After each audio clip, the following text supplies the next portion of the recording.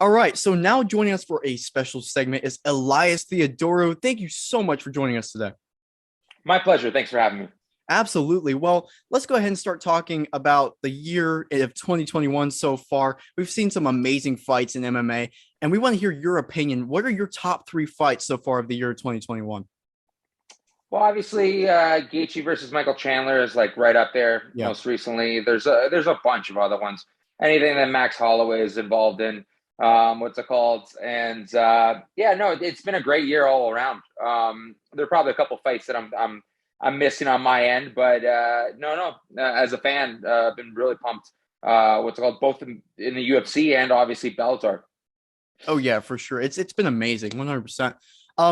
So we talked about it on the podcast earlier, and I am so interested to see what you have to say about this upcoming main event Saturday, December 11th between Dustin Poirier and Charles Oliveira. Who do you have winning that fight? Yeah, it's a battle between the nicest champions ever, right? Yeah. Really excited to see that. Oliveira, he's just been so so unwavering. Ever since he moved to lightweight, I think he's on like a 13 fight tear of some sort. Like he's one of the toughest fighters in there. But then you got Dustin Poirier, who's just looked unstoppable, other than Khabib, right? Like he's kind of both like had a renaissance both as a human and also as a martial artist inside the cage. And you can see who he's gone through.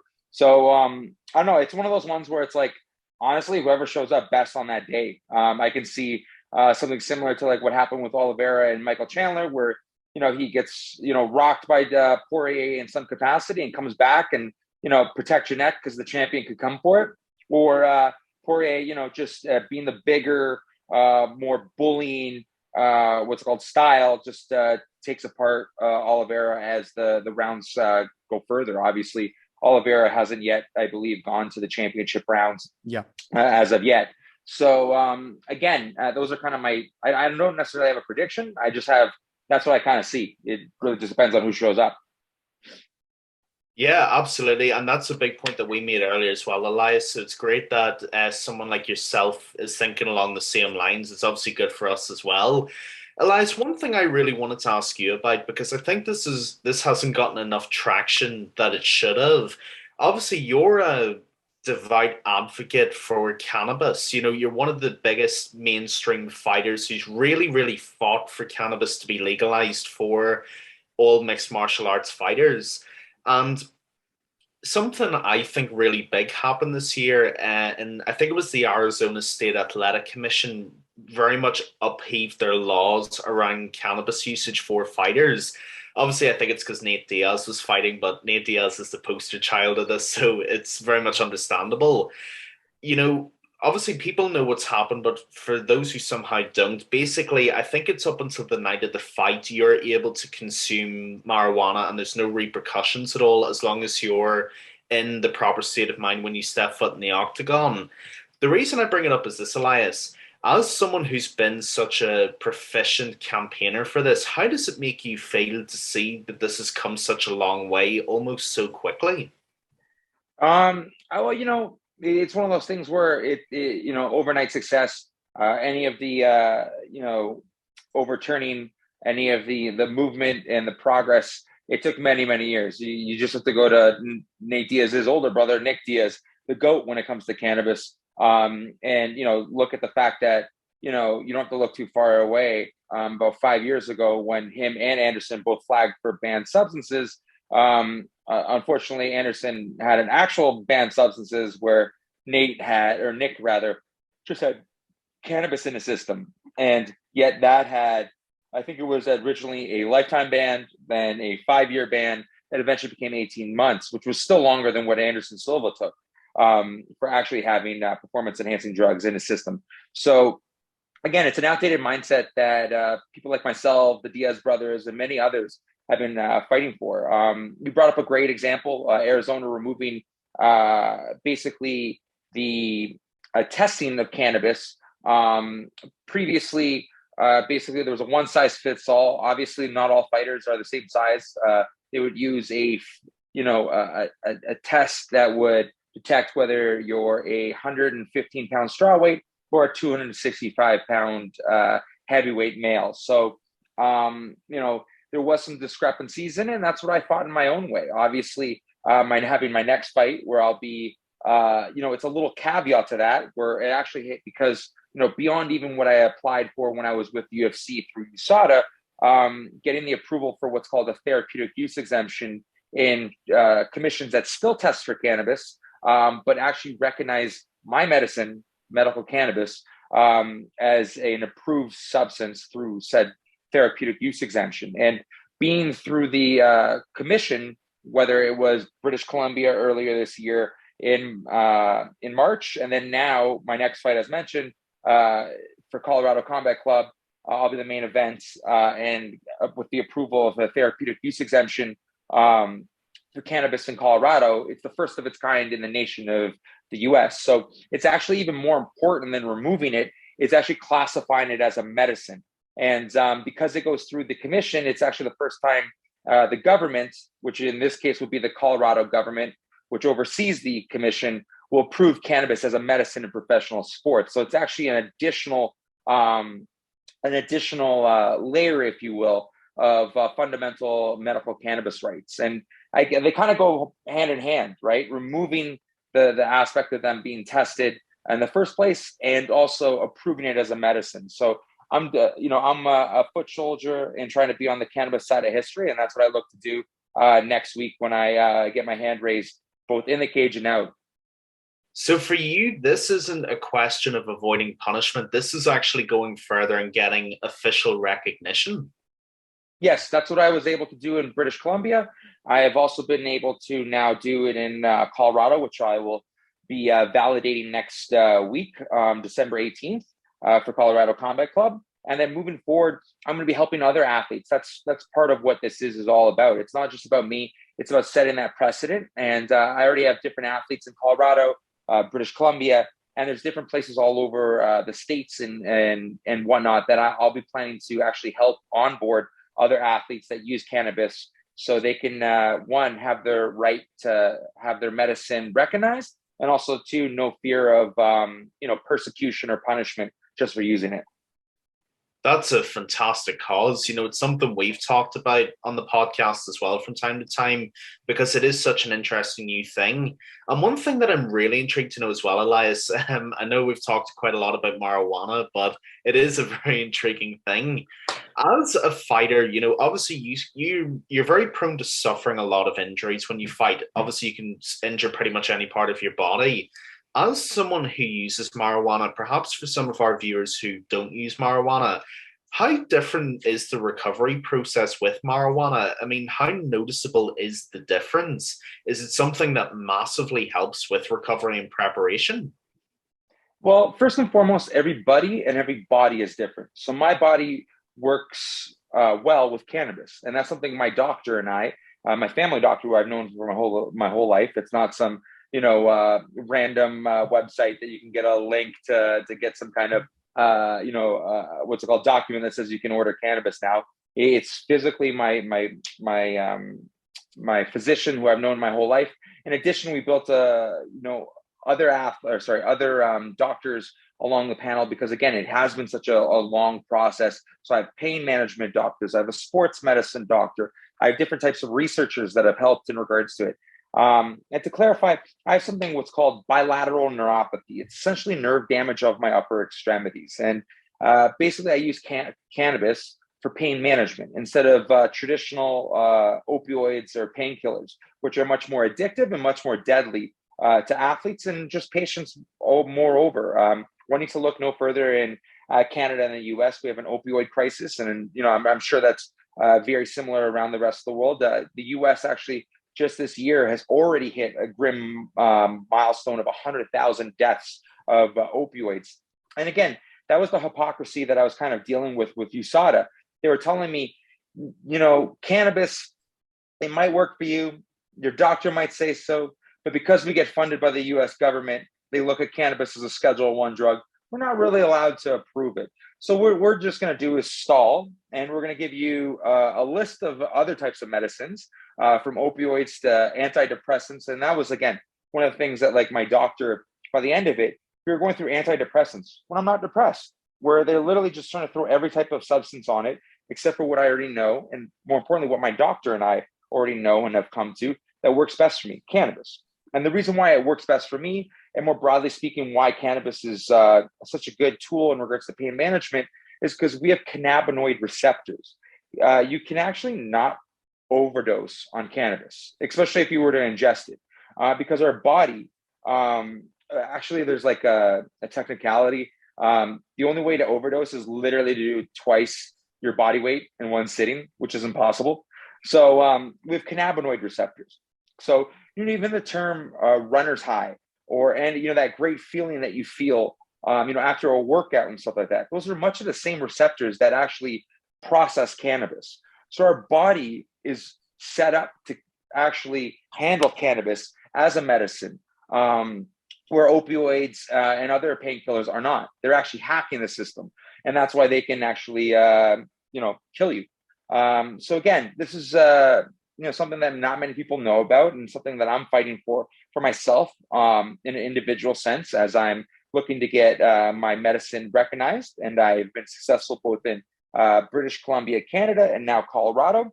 And I have other jurisdictions, not only in the US, but also around the world, and other implications that I plan to utilize. And again, set precedent not only for myself, but other athletes. I have ambitions to go beyond MMA and really knock out cannabis from the prohibited list for all athletes. Well, I mean, I can only speak for myself personally. I can't speak for Jack, but I think that's an amazing cause, and I respect it entirely. So hats off to you, Elias, for sure, because you have been out here from the very beginning. I mean, we all remember that. My last question on marijuana before we get back to the fighting stuff is this, because I actually think what you're doing here is really clever. As we know, for the last few years, MMA has become one of the big four sports in the United States, alongside baseball, football, and what's the other one? What am I missing, Jack? Baseball, basketball, hockey. Yeah. That's what I'm missing. My head's gone. I'm sorry. No, so as we know, MMA is now pretty much one of the big four sports. And as we know, the United States government personally has started to sort of federally, actually, not in terms of central government. Federally speaking, a lot of states are relaxing their cannabis laws, which have been really, really stringent for about 30, 40 years. It was involved, obviously, with the war on drugs as well in the 80s and the 90s too. Given that MMA now has a mainstream appeal, and given that it's becoming intertwined with states decriminalizing cannabis usage, do you think you can intertwine with states relaxing their cannabis laws in order to help both fighters and people overall? Is that the tactic for you? Because if it is, let me just say, it is a stroke of genius if it is.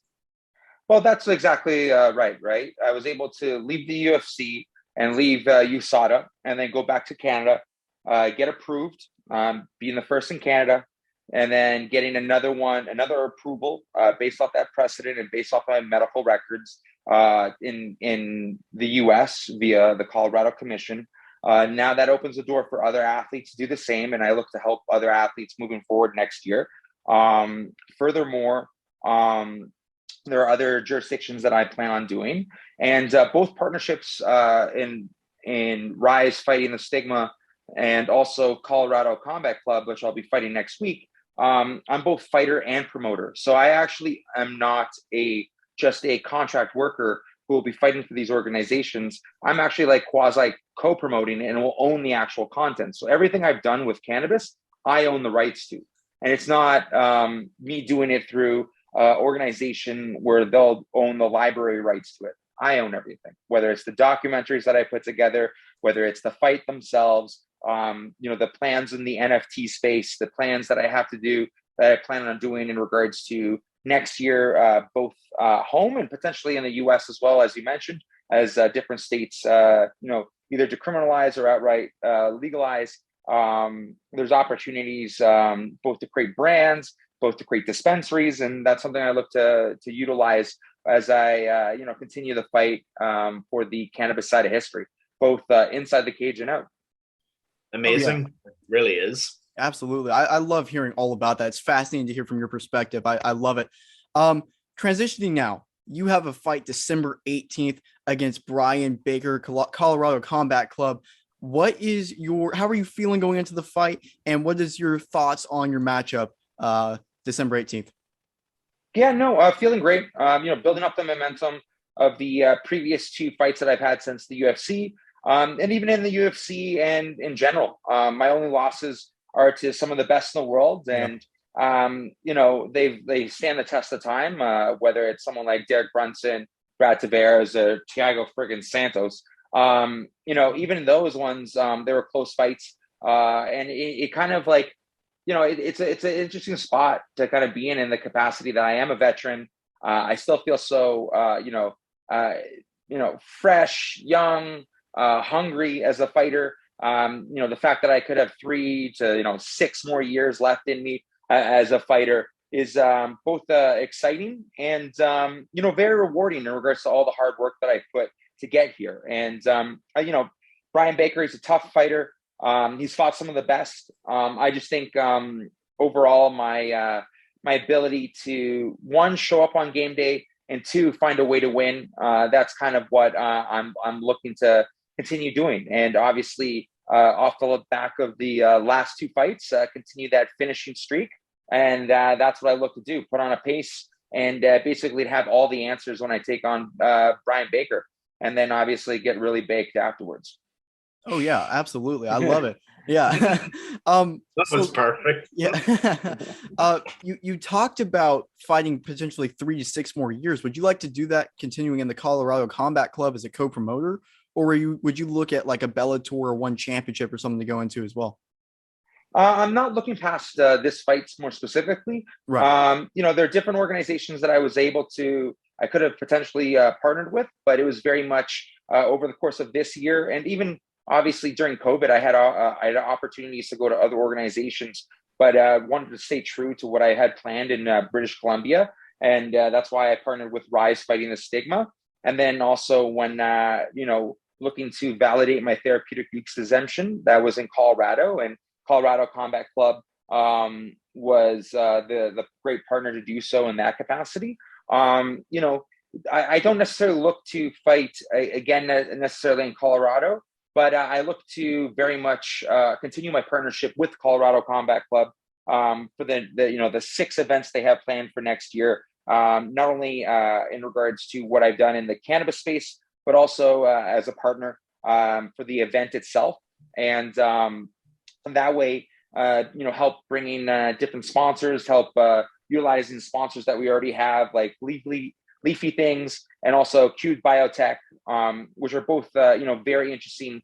One, what's it called, Leafy Things. They are a cannabis app that allows you to find it and obviously rate it, and you can find any type of cannabis in the area. And then Cube Biotech is a soon-to-be publicly traded company. It's in the psychedelic space. It's going to be a real innovator when it comes to both body and mind. And I couldn't be more proud to represent both Leafy Things and Cube Biotech when I step in the cage, along with, again, Storz & Bickel, which is the premium vaporizer. It's the first Health Canada approved vaporizer for Canada, which again, the Canadian government deemed that product as the only the first and only, I think, what's called vaporizer for cannabis to be medically approved. Again, these companies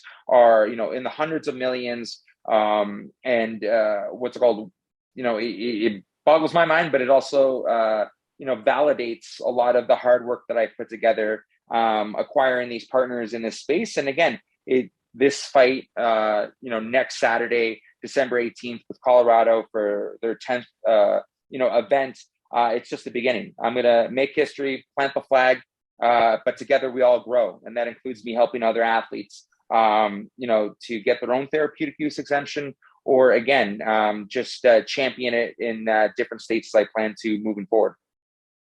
I love it. Absolutely. Well, Elias Theodorou, fighting for great things. Keelin, you want to say something? Yeah, I just have one more question, Elias, because I think there's a very interesting thread of discussion coming through here and something I wanted to build on, if I may. You talk about working with these fighters to obviously build the reputation and to help remove the stigma, more importantly. And one person who I think of who very much comes to mind is actually someone who fights at UFC 269 this weekend, and that's Sugar Sean O'Malley. And in someone like Sean O'Malley, we sort of see the next generation of superstar when it comes to endorsements like marijuana, and it's someone who can potentially lead that charge alongside someone like yourself. Do you see someone like Sean as the type of ambassador who's perfect for leading this and someone who can help get that message out about reducing the stigma and the criminalization of marijuana usage? Oh, for sure. He's unapologetic in his cannabis use, and I couldn't respect it any more. He's a great fighter, and really excited to see him obviously compete and what he plans to do inside the cage and out with cannabis and just more broadly speaking. Yeah, absolutely. Well, I love it. I love what you're fighting for. Great causes. Thank you so much for joining us today. Make sure to watch Elias Theodorou versus Brian Baker, Colorado Combat Club, December 18th. History will be made. Elias, thank you so much for joining us today. My pleasure. Thank you for having me. Thank you, Elias.